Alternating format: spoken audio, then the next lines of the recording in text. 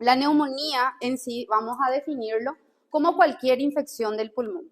Esto puede ser agudo o crónico. Específicamente nosotros conocemos más las neumonías agudas, ¿verdad? Específicamente donde vamos a hablar de exudados fibrinos purulentos y que se caracterizan por presentar bacterias como agente causal. Ahora, cuando hablamos de neumonías crónicas, nos referimos específicamente a algo que ustedes ya estudiaron, que forma granulomas y cavitación. ¿A quién nos referimos entonces? A la tuberculosis, ¿verdad? La tuberculosis también es definida como un tipo de neumonía, pero crónica. Obviamente estudiamos de manera diferente y conocemos actualmente, ¿verdad? Más las neumonías como agudo, ¿verdad? Es lo que más, digamos, es lo más prevalente, ¿verdad? Entonces, también existe lo que es la bronconeumonía, donde implica una infección parcheada, generalmente afecta a más de un lóbulo.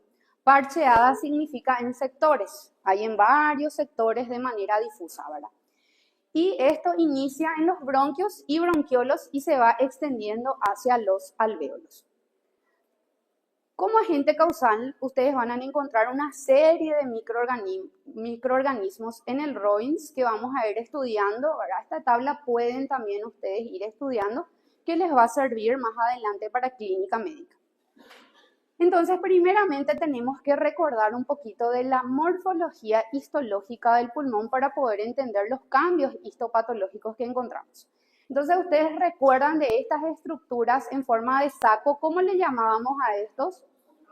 Alvéolos, que generalmente tienen que estar limpios, como vemos en la imagen, exclusivamente, ¿verdad? Y tenemos dos tipos de células. Como aquí nos está marcando las flechas rojas, el neumocito tipo 1 tiene una forma más achatada y elongada, y el neumocito tipo 2 que tiene esta forma más redonda a ovoide. Eso es para recordar cómo tendríamos que ver nosotros los alvéolos en condiciones normales. Ahora, específicamente la neumonía describimos como una inflamación del parénquima pulmonar en el tracto inferior, así como también en bronquios y alvéolos. Y los agentes etiológicos incluyen infecciosos como no infecciosos, que vamos a ir estudiando.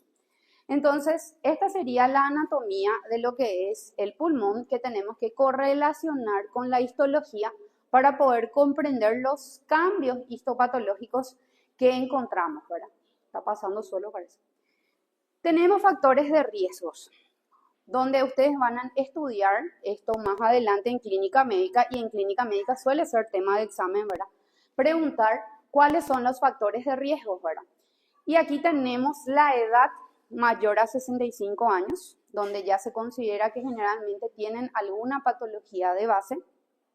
Fiebre mayor a 37.8, si tiene antecedente de tabaquismo, alcoholismo y comorbilidades, donde aquí están citadas las más frecuentes, ¿verdad? Como EPOC.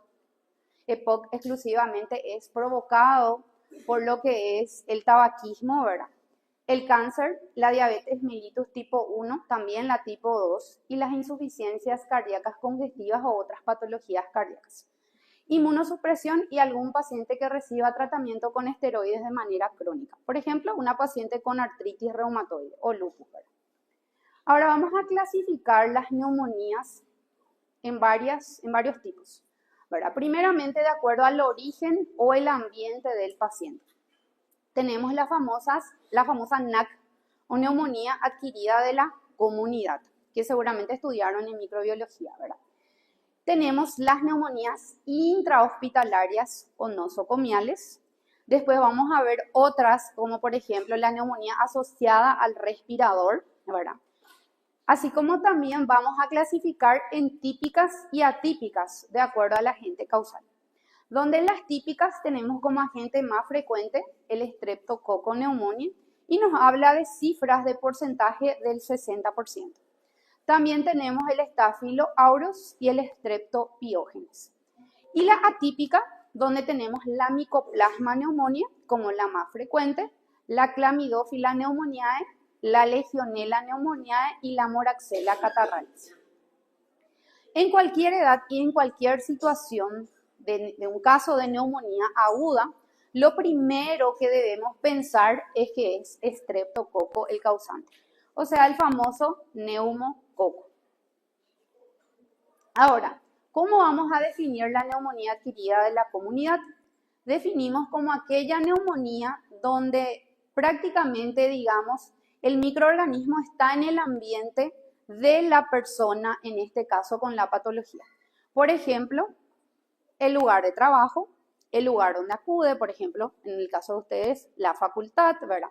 Entonces, a esas neumonías le llamamos que se encuentran en la comunidad y no en un hospital, o sea, no adquirió en el hospital, se define como una infección que inicia fuera del hospital y que está relacionada con el lugar, digamos, que frecuenta la persona. Ahora, la neumonía intrahospitalaria también se llama nosocomial, se define como la infección del tracto inferior que no estaba presente al ingresar al hospital y se suele considerar infecciones que se presentan 48 horas o más después de la admisión que se contrajo dentro del hospital. Esto entre las dos, recordando un poquito micro, ¿cuál es más agresivo? La nosocomial, ¿verdad? Generalmente los gérmenes son más agresivos y generalmente es lo que causa la muerte de muchos abuelitos que terminan internándose por otra causa en el hospital. Por ejemplo, tuvieron una fractura de cadera, se internaron y terminan adquiriendo dentro del hospital, ¿verdad? Ahora, también esto vamos a clasificar en típicas y atípicas. La típica se debe a una infección por bacterias que se van multiplicando en los alvéolos, causan inflamación y causan exudado en líquidos que están llenos de aire. Las bacterianas agudas se clasifican como lobular o lobar y la bronconeumonía.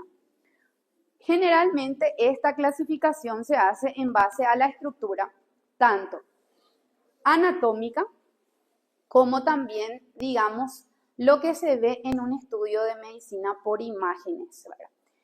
Y generalmente estas neumonías vamos a ir viendo cómo se ve en la macroscopía. Realmente hoy día no tendrían por qué fallecer pacientes por neumonía, pero sin embargo sigue siendo una causa frecuente de mortalidad, ¿verdad? Ahora, las atípicas son causadas por infecciones virales, como dijimos, micoplasma es el más frecuente, afecta al tabique y no al intersticio pulmonar. Para poder entender la histopatología, aquí tenemos dos imágenes representativas. Por un lado, vemos la neumonía típica, donde dijimos que el proceso inflamatorio se concentra dentro del alvéolo. Y es lo que tenemos en el laboratorio. ¿Verdad? Es la neumonía típica.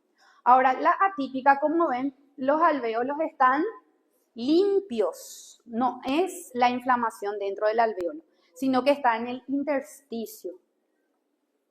El proceso inflamatorio se concentra en el intersticio. Esto yo les había mostrado a mi grupo de práctica y les dije, miren lo que es típica dentro del alvéolo, atípica fuera del alvéolo, ¿verdad? El alvéolo está limpio.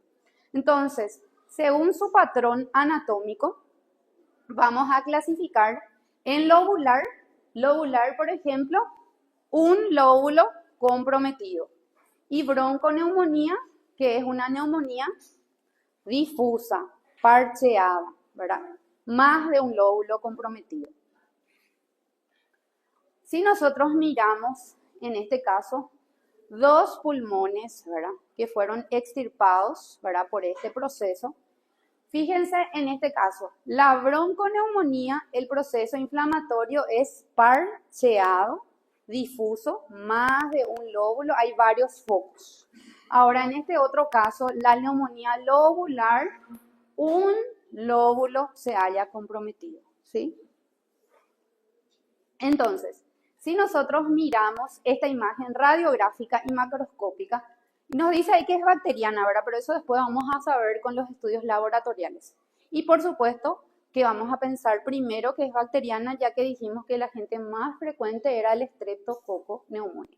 Entonces, ¿les parece que esto es bronconeumonía o neumonía lobar? Los dos son la misma imagen. Es lobular. Miren aquí. Un lóbulo comprometido. Entonces es lobular. ¿Cambio? Ah, no cambio. Ahora, este es otro paciente del mismo. ¿Les parece que es lobular o bronconeumonía? Bronconeumonía, ¿verdad? Porque no vemos que es... En el lobular se ve bien en la radiografía el lóbulo que está comprometido. Es sólido, es un foco, ¿verdad? Grande. En el otro, en este caso, hay varios focos, es parcheado, es difuso.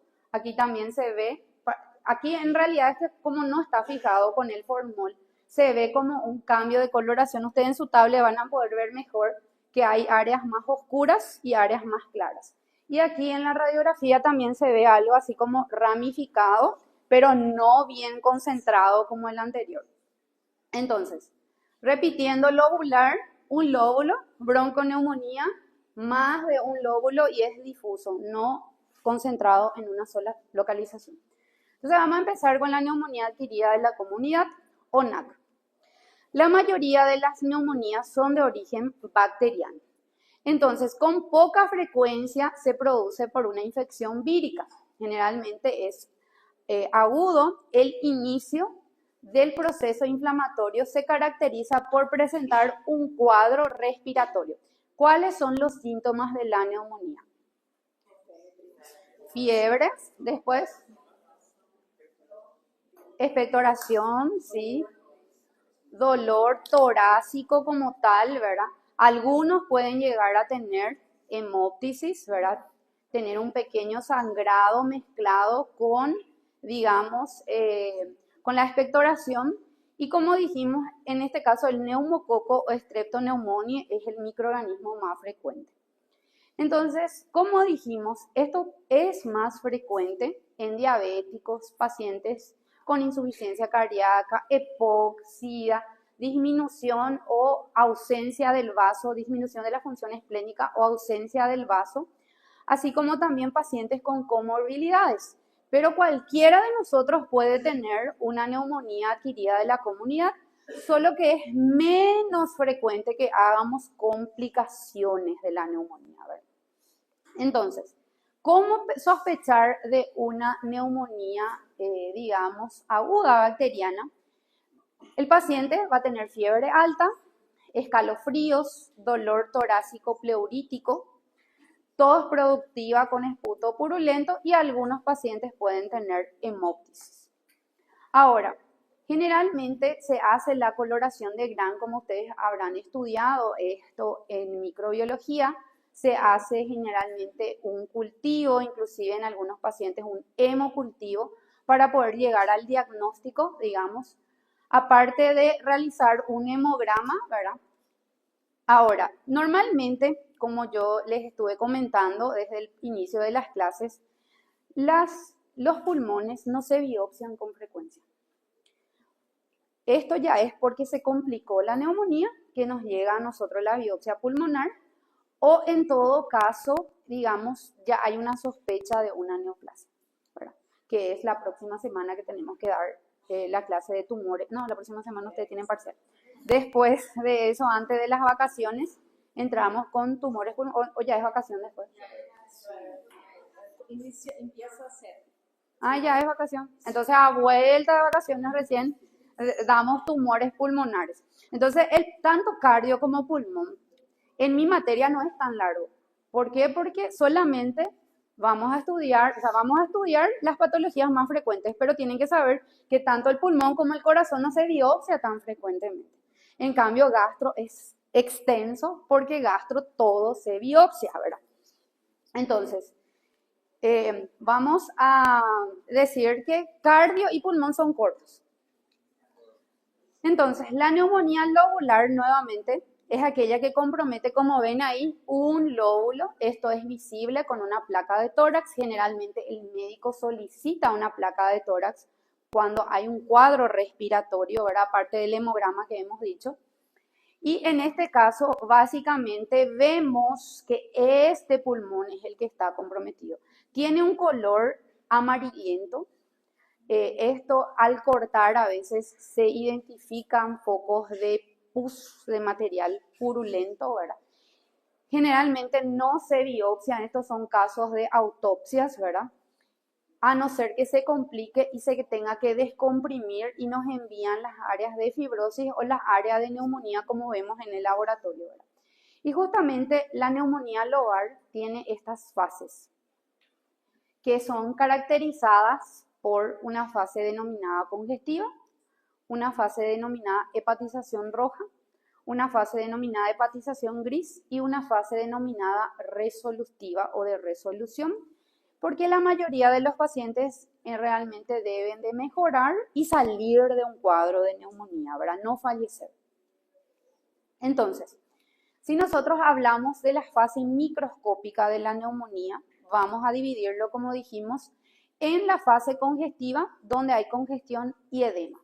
En esta fase apenas vamos a ver un exudado, vamos a ver vasos que están cargados de hematíes o eritrocitos, ¿verdad? La fase de hepatización roja, donde vamos a ver ya mayor cantidad de hematíes, de fibrina y neutrófilos en los alvéolos. La hepatización gris o grisácea, donde vamos a ver ya un exudado supurativo con fibrina y vamos a ver ya presencia de macrófagos. Y la fase de resolución, donde se recuperan los alvéolos y se ven extensas áreas de fibrosis. Si esto nosotros vamos a ver por la histología, tenemos aquí una imagen representativa y una imagen que vemos en el laboratorio. Ustedes me van a decir después cuál de estas fases es nuestra lámina de laboratorio. Esta sería la fase de hepatización congestiva, que es la primera fase, donde como ven aquí el pulmón está aumentado de tamaño, está aumentado de peso. Esto es por el exudado que va presentando. El paciente clínicamente puede tener pleuritis leve. El pulmón, como dijimos, es pesado a la macroscopía, ¿verdad? ¿Por qué se pudo hacer esta fase? ¿Por qué le parece que se pudo hacer? ¿Por qué se le biopsió a varios pacientes o por qué les parece que se hizo esto? En Estados Unidos, todos los pacientes que fallecen por cualquier causa se le hace una autopsia completa. Eso no ocurre en Paraguay. En Paraguay, por ejemplo, ya tiene que ser por vía fiscalía o la familia tiene que pagar la autopsia. Lo mismo. En Estados Unidos ellos tienen bastante investigación, entonces ellos pudieron, digamos, hacer las distintas fases de lo que va ocurriendo. Entonces, en la primera fase que estamos observando, el pulmón se vio pesado con aumento de peso y tamaño y básicamente, como ven aquí, los alvéolos están dilatados, están hinchados, el tabique está ensanchado y lo que más se identifica son vasos llenos de hematíes, es decir, vasocongestión. Esa es la primera fase. Se vio que esta fase duraba 1 a 2 días. Ahora, en la segunda fase, que se le llama hepatización roja, porque el pulmón afectado parece hígado, macroscópicamente parece hígado, se vio que en este caso esto duraba de 2 a 4 días, ¿verdad? Y se vio que los alvéolos estaban llenos de neutrófilos y fibrina. También se vio áreas de hemorragia, vasos llenos de hematíes y abundantes neutrófilos que caracterizan a esta segunda fase.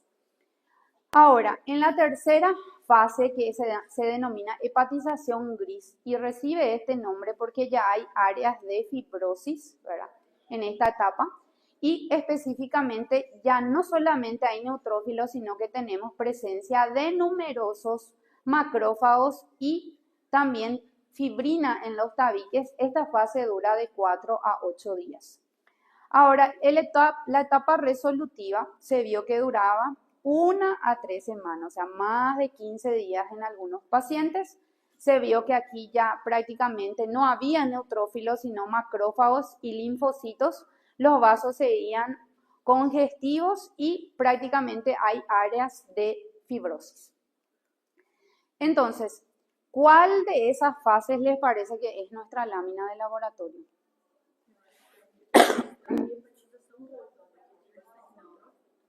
Así es la lámina de laboratorio. Así es la lámina del laboratorio. Esta es la fase. Nosotros para no complicarles no le colocamos que está en hepatización roja, ¿verdad? Simplemente es recortita, es la lámina de neumonía y hablando de eso mucha gente confundió neumonía con sarcoma mixoide y tuberculosis. Atiendan a la hora de mirar la lámina. Bueno, entonces, congestión, vamos a ver congestión vascular, líquido proteináceo, neutrófilos, sí, pero pocos, y bacterias en los alvéolos que se ven como pequeños fragmentos de microorganismos. Entonces, básicamente, esta sería la fase congestiva, donde hay neutrófilos, sí, pero pocos, y hay líquido dentro del alvéolo. Ahora, la hepatización roja, que se llama así porque se parece muchísimo al hígado a la macroscopía, los alvéolos están llenos de neutrófilos y fibrina. Básicamente esto que vemos aquí es el pulmón que parece hígado y vamos a encontrar numerosos neutrófilos y fibrina lleno dentro de los alvéolos, además de áreas de hemorragia presentes, ¿verdad? Aquí, por ejemplo, se ve bien cómo parece hígado este pulmón. Entonces vamos a encontrar prácticamente nuestros alvéolos borrados, ¿verdad? Como ustedes ven en el laboratorio, la histoarquitectura reemplazada que tenemos que imaginarnos que ese es un alvéolo, ¿verdad? Y prácticamente los neutrófilos son los predominantes y vamos a ver fragmentos de bacterias. Por supuesto podemos encontrar áreas borrosas. ¿Qué tipo de necrosis era esto? Licuefactiva, que justamente es nuestra descripción de la lámina donde dice que hay áreas de necrosis licuefactiva.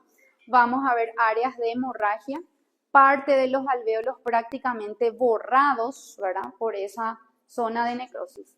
La hepatización gris ya sería una etapa, digamos, que está iniciando la resolución, un poquito antes de la resolución, donde el pulmón ya se vuelve seco, es gris, firme porque ya empiezan las áreas de fibrosis más extensa y por eso nos dice que hay un exudado fibrino purulento. Entonces prácticamente esta zona donde vemos el pulmón que tiene como un color más claro que lo normal, por eso lo llama gris, ¿verdad? Y básicamente el alvéolo sigue con el proceso inflamatorio, pero alrededor del alvéolo se ve más fibrina, ¿verdad? Que le va bordeando más tejido cicatricial, más tejido fibroso.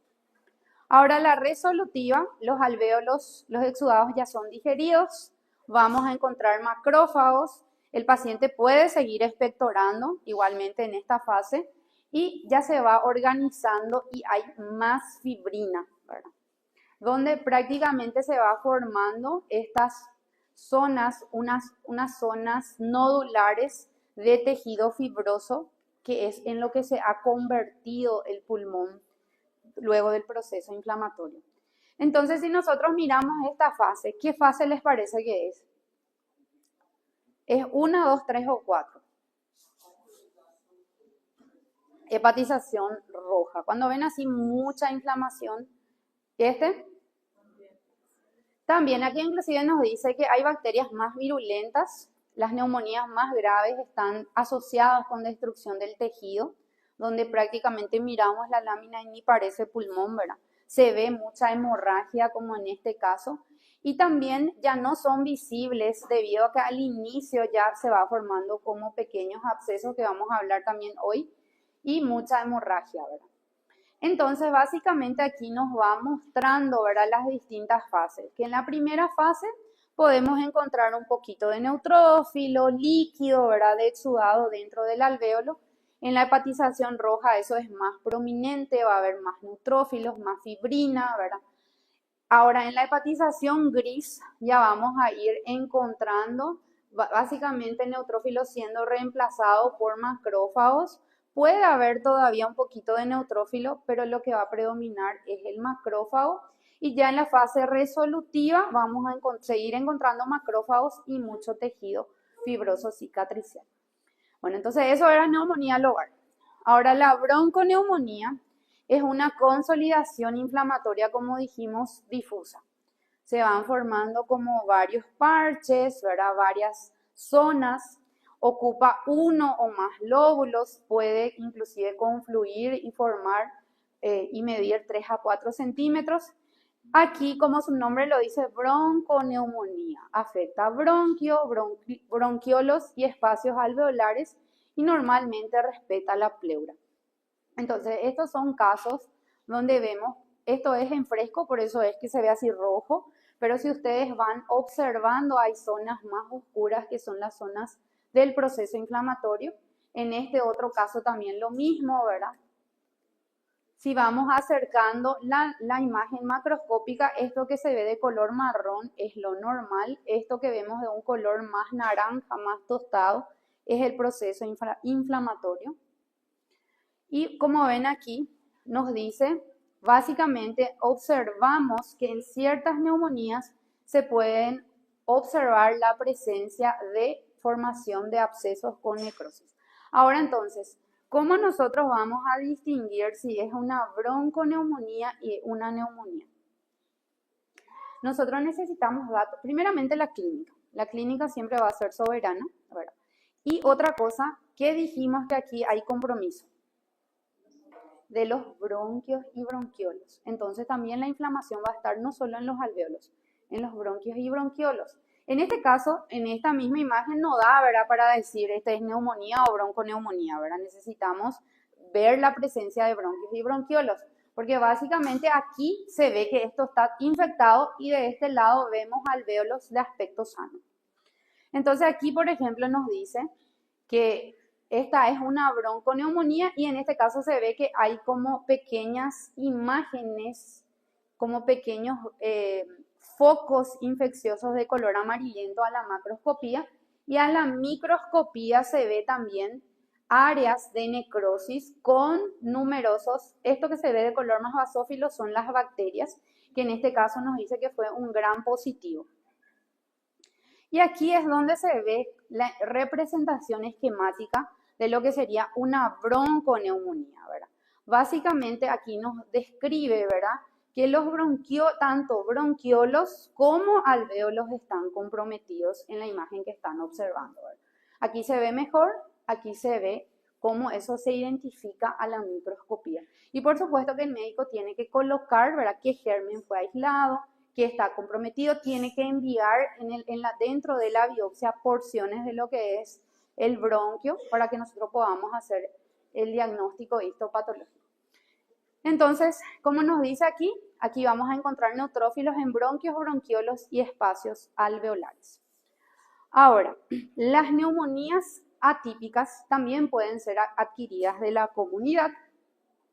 Esto también se caracteriza por un cuadro febril, pero más atípico, cantidades moderadas de esputo, leucocitos pueden estar elevados en moderada cantidad y ausencia de exudado alveolar. Como dijimos, el agente más asociado es el micoplasma.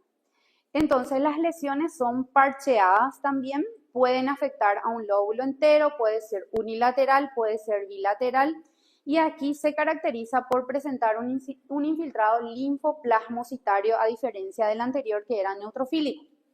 Entonces, como ven, los síntomas no son característicos de una neumonía clásica, ¿verdad?